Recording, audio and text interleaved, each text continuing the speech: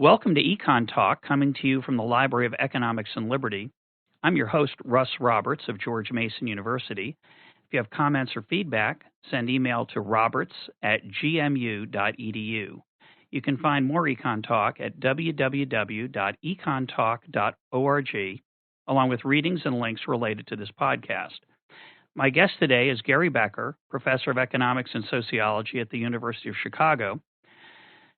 Gary was awarded the Nobel Prize in Economics in 1992 and is perhaps the most creative economist of, the last 50 years, the last 100, just, I suppose, a matter of taste and judgment.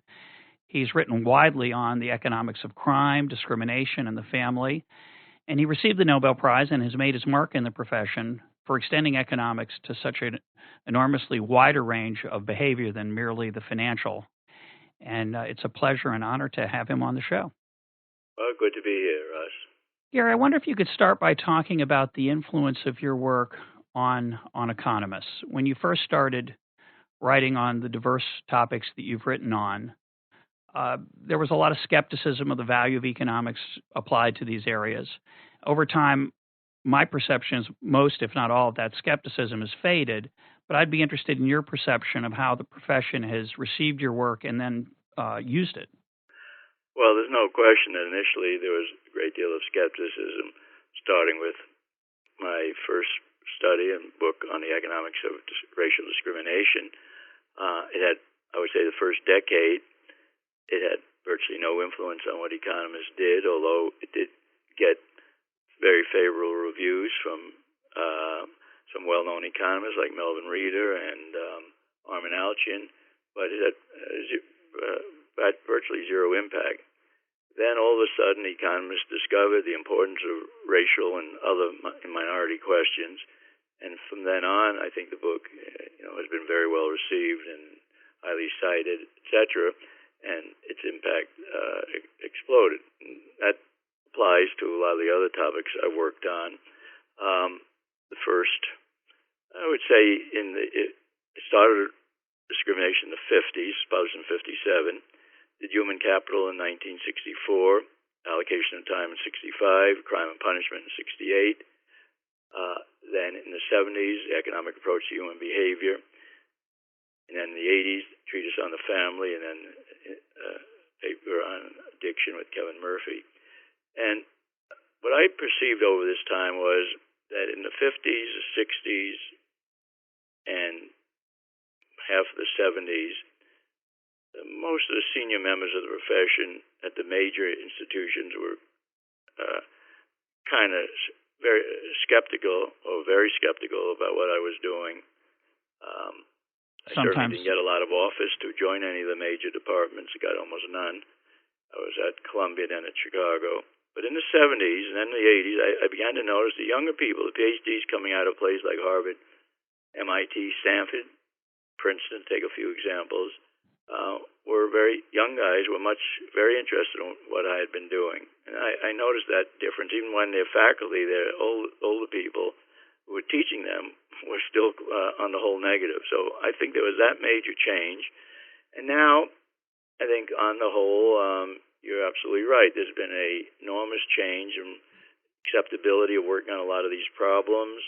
A lot of young economists and other economists are working on such problems, and even some problems I would consider extreme. And the only point I would make is in the Nobel citation, they did mention favorably human capital discrimination and the allocation of time, but mentioned that the work on the family was still controversial. Well, that was 1992. Right. I think it's less controversial than it was at that time.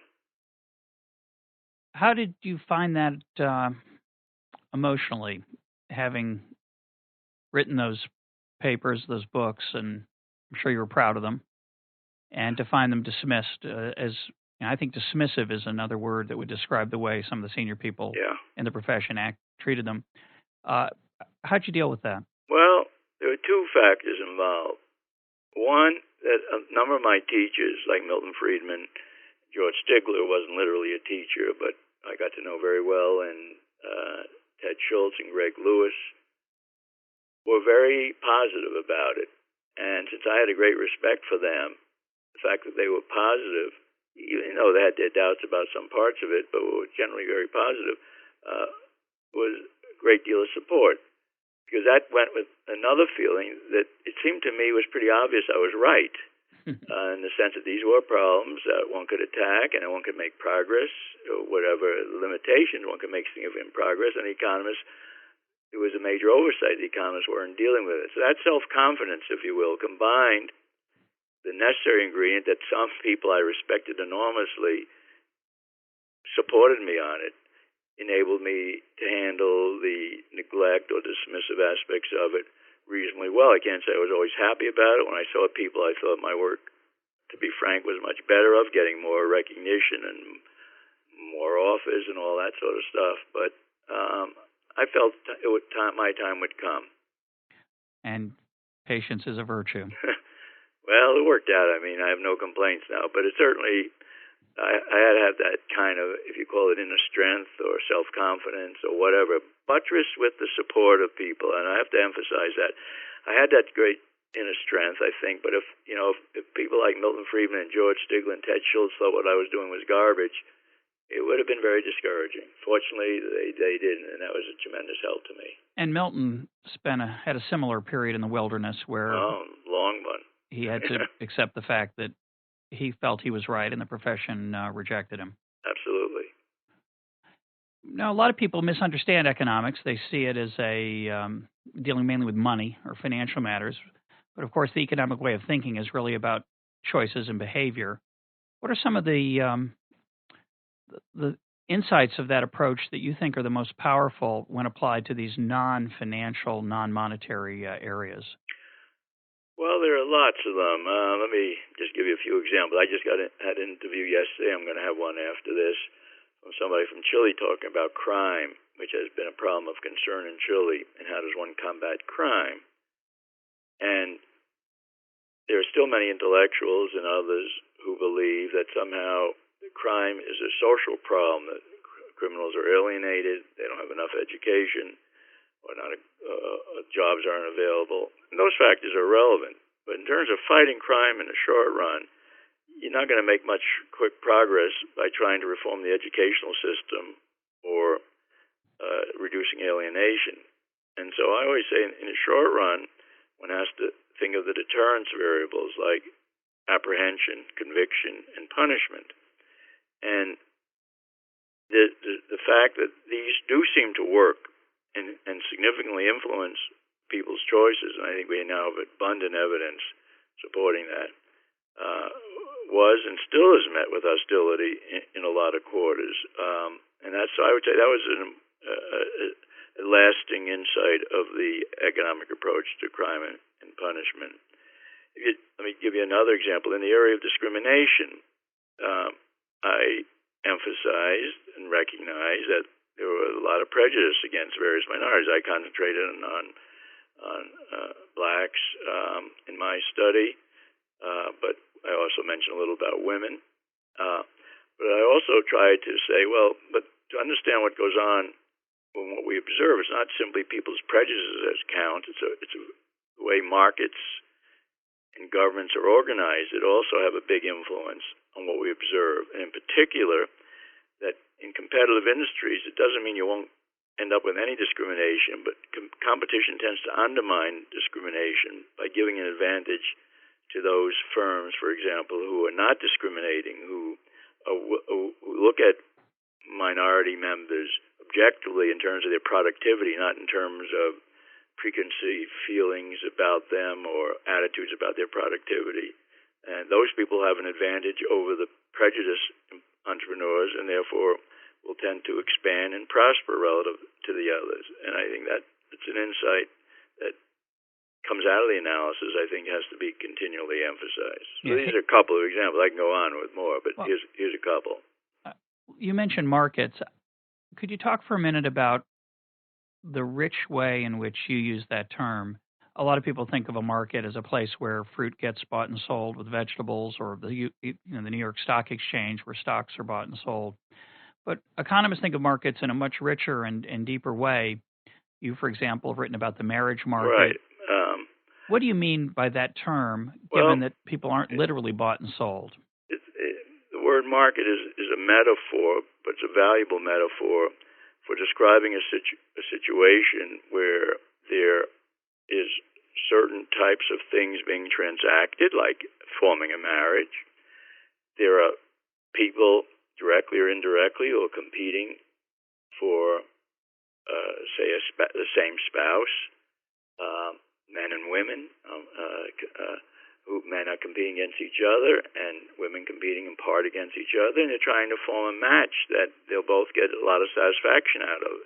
Not necessarily, or primarily, the money part is to come back to your earlier point, but how happy they'll be with the person involved, whether they're in love with them or not, whether that will be lasting, and so on.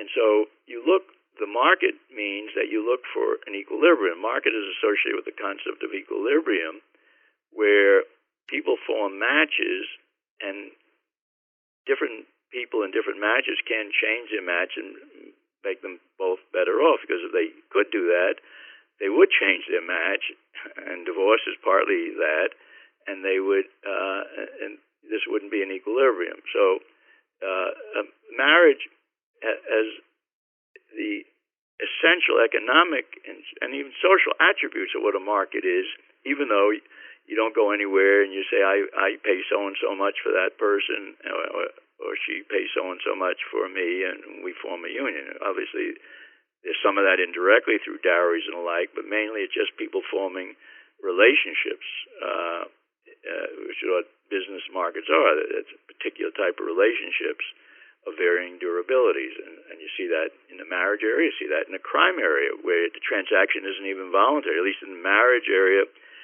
in some sense, it's always even when parents chose, it was a sense in which, at least from the parental point of view, it was voluntary. And certainly in modern marriages, people voluntarily enter into these choices. Crime isn't voluntary on the part of the victim, but nevertheless, you can think of a criminal market where there's a supply of actual and would-be criminals and potential victims, and there's a transaction, not a voluntary transaction, but you don't have to restrict economics to voluntary transactions. That's another thing that people don't often see. When we go back to the marriage market, one of the insights of the economic approach would be how behavior between men and women as they approach and make marriages is affected, say, for example, by the sex ratio, the proportion of men and women. So talk for a second about that. I think a lot of people would say, well, people are people. They just treat each other. If they're nice, they treat each other well. If they're not nice, they don't treat each other well. But the economic approach says that how well we treat each other is a continuous variable and responds to these larger forces.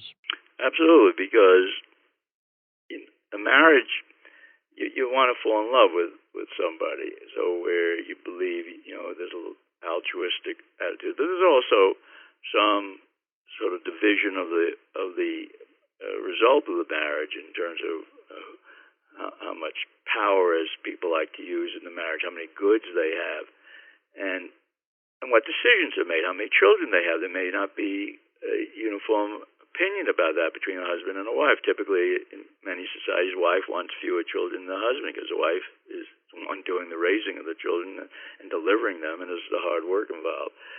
And therefore, you ask the question, well, who has the power? Gets more of the resources, more of the decision making? That's a function of variables like the sex ratio. So a number of studies now shows when you have a decline in the number of men relative to women, let's say as a war that kills a lot of men soldiers, then the power of men goes up, measured in a variety of ways. They tend to marry earlier. They tend to have serial polygamy. They marry more often than not. More women stay unmarried, and in more detailed measures, the men do a lot better. And so that's the sex ratio is one of the variables that determine how well people do, but it's more than that. If you come into a situation with a lot to offer, like a lot of human capital, a lot of earning power, then you can, first of all, you have better choices. A rich person may, in a second marriage or first marriage, marry a very beautiful woman, and will be able to command some behavior on the part of the spouse. In marriages and other things, there's usually not a free lunch. There's a transaction going on.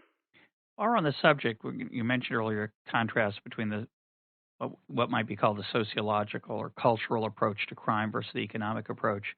If you look at the change in the status, the economic status, the financial status of women over the last 40 years or so, as their labor force participation has increased so dramatically, the cultural view is that there was a cultural revolution, a social set of social forces called women's liberation. It changed the way women felt about the workplace, and they surged into the workplace as a result. How would an economist talk about that differently? Well, the women's revolution may have had an impact, but I would approach the problem differently to a large extent because there were important forces that were leading women to be more active in the labor force and to work more, to have fewer children for going down. That would occur even in situations where women's revolution, female power, has been much weaker. Like in Japan, birth rates in Japan are a lot lower than that in the United States, for example.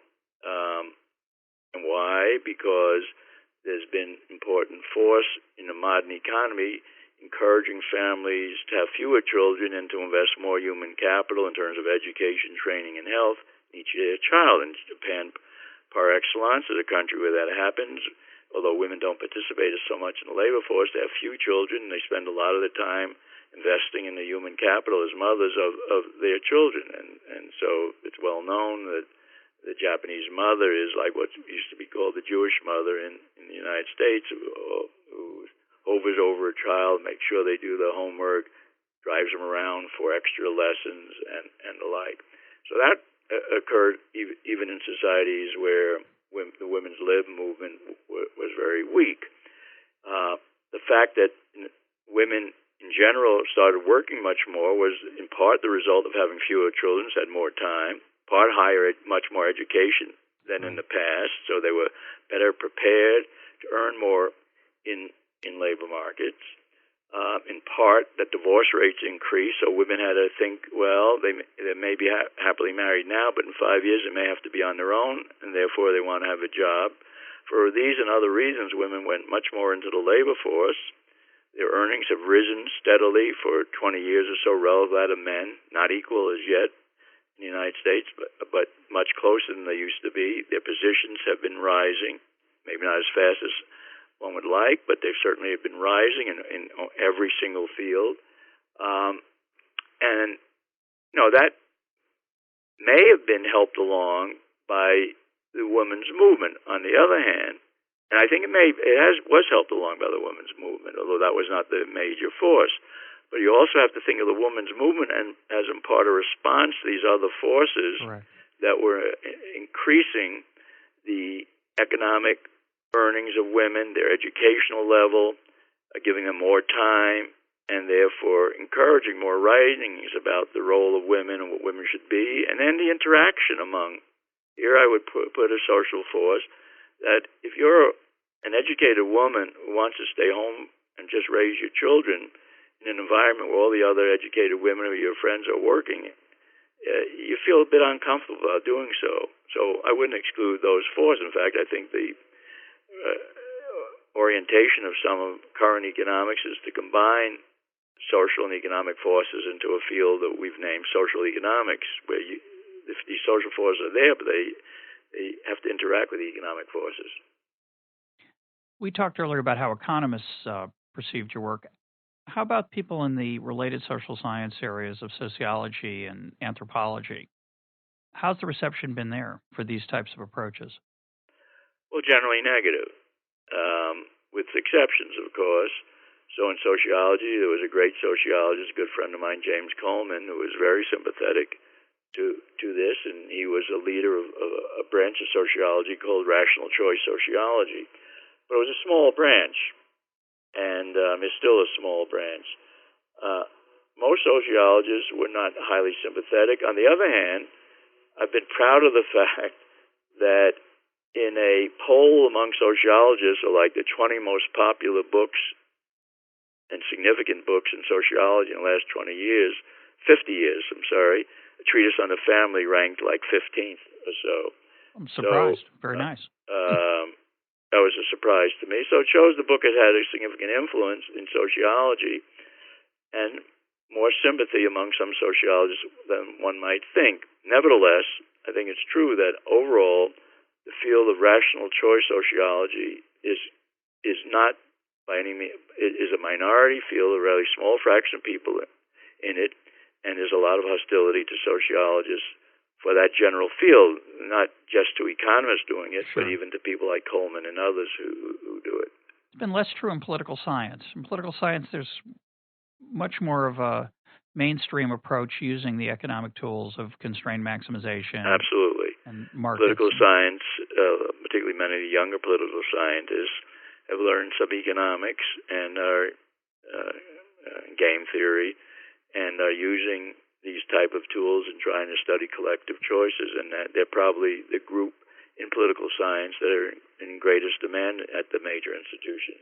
Any thoughts on why there's such a big difference between political science and, say, sociology? I don't have a good answer to. I've thought a lot about it. You have to realize that sociology in part started as a reaction against economics. Comte, Durkheim, some of the early leaders said sociology is going to study things that economists have gotten wrong or neglected. And so there's a history in sociology of tremendous hostility to economics, that their field is partly defined as doing things differently than economists do them. And I think it's been hard for sociologists and people going into sociology to rid themselves of that history, hysteresis, so to speak. On the other hand, I think what sociology is paying for that in the following sense. A lot of young people now are deciding what field they can go into. They notice that they can work on a lot of interesting social questions by going into economics and learn the tools that give them greater ability to do that theoretically or empirically. While in sociology, they would neither learn the tools nor would they face sympathy. A lot of them who in the past might have gone into sociology, I believe, are now going into economics. Shifting gears, a few years back I heard you talk. There was a symposium in your honor at the University of Chicago, and you got the last word, which is fitting. And one of the things you mentioned was the influence. Someone may have asked you a question or you brought it up, but you talked about the influence of other economists on your work. And I think to the surprise of many economists, you mentioned the first two economists I think you mentioned, or at least prominently mentioned, were Adam Smith and Alfred Marshall. Could you talk about how Smith and Marshall influenced your research agenda and your career? And whether I would say the most important influence is Milton Friedman. I forgot what I said at that time, but so did I, probably. Maybe I was thinking of historical people.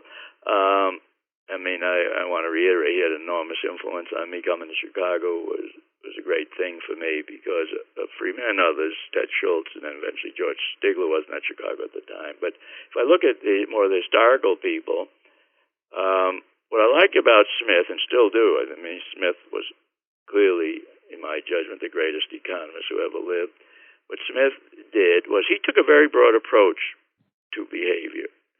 Smith's definition of economics included discussions of why education at Oxford was so bad. Basically, he said that the way the teachers were paid didn't give them the right incentives. Right. You've got to pay them more on a piece rate. He discussed religion, how to solve the problem with the colonies, give the colonies representation in British Parliament, and eventually the center of gravity would shift, he said, to America. A pretty good, clever insight on Smith's part. He discussed a whole host of questions, why we have usury, and so on. So Smith took a broad approach to economics, didn't stop it at dealing with material things, but thought the techniques of analysis that we applied in one area could be applied over a wide range of behavior. And so and I think he did it extremely well with enormous insight there, and also in his book on the theory of moral settlements. So Smith was, from my point of view, a great example of how to try to do things. So he had that influence. Now, Marshall, he took a more narrow view in economics. In fact, his definition of economics was the study of man in the ordinary business of life. So you say that sort of smacks like materialistic, and it was. It depends what you mean by business, though. Pardon me? It depends what you mean by yeah, what he meant I by know. business. But I always felt the way, if you read him, he mainly discussed things much more narrowly than Smith did in terms of the areas he discussed. But Marshall innovated with a lot of tools that we use in economics, elasticities of demand, supply and demand. He wasn't the first one to discuss that, but he used them very well. Utility theory, externalities, long run and short run costs, increasing and decreasing returns. So he built a lot of tools to make economics an engine of analysis, a phrase that he used, and Milton Friedman used, saying that for Marshall, an engine of analysis, not in terms of its sort of intrinsic beauty, but as a way of analyzing actual problems. That was Marshall's great achievement, and I think it was a great achievement, although he's not studied any longer. Maybe everything he taught us has passed into the textbooks, but I read a lot of Marshall when I was a graduate student, and was impressed by the number of tools that he developed that we use to this day. And he wrote the Principles of Economics at the end of the 19th century, so it's lasted a long time. It's either extremely encouraging or extremely discouraging. Well, it's a mixture of both. Yeah. Well, we have a few minutes left. I'd like you to talk, if you could, about that encouraging and discouraging part. There's an enormous part of economics that is timeless. The role of markets, the role of prices, the role of incentives, right, costs, et cetera. And it doesn't really get improved, or we can find new ways to explain it. We can find new examples to apply it to. But that corpus of economics is complete in some dimension. What is incomplete? What out there do you feel are the still interesting questions, and what advice would you give to a young person who's going into economics? Huge number of questions that we still have very inadequate answers to. Absolutely huge. In fact, as I look at what we accomplished in economics, it's good, it's interesting, it's important. And economics is, I believe, a much better field now than when I entered it in the 50s because of a variety of contributions of different people.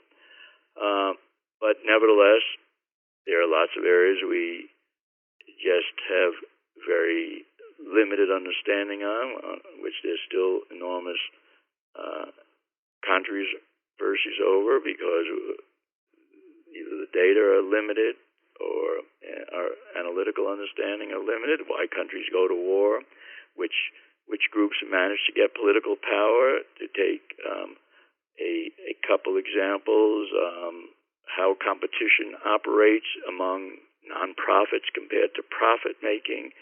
If a higher education, 70 or 75% of undergraduates are in state-run schools, yet they compete. How does that? Now we have some private institutions, nonprofit too. How does this competition differ from that of competition among profit-making companies? And I can go on and on with problems that is sufficiently not well understood. So when a young person says, all the easy problems were taken already, my answer always is, they didn't look that easy before they were sort of attacked. And there are a lot of problems that will look easy now out there once people get a good understanding. What we're missing is the insights into these problems, but there are plenty of things we don't understand. So you're optimistic for the future creativity of the field? Yeah, absolutely. I mean, I think the field is cumulative. We've made a lot of progress. I think we'll make a lot more in the next 50 years. It's hard to predict what directions it'll go in, but it'll take people who come along with insights. Yes, I think the field will be a lot stronger field in 50 years than it is now. Well, I think we'll stop on that cheerful note. I want to thank you for your time. Okay, and, well, thanks for joining us. Glad to be here with you.